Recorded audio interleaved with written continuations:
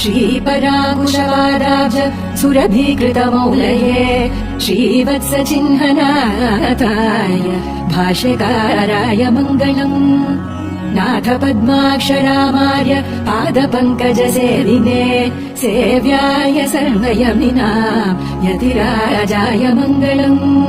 पूर्णाय पूर्णकरुणापात्र आयामित तेजसे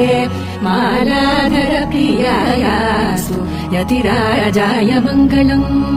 संसेव्य यामुनाचार्यम् एकलव्योऽस्म्यहम् गुरोः इत्येवम् वदते नित्यम्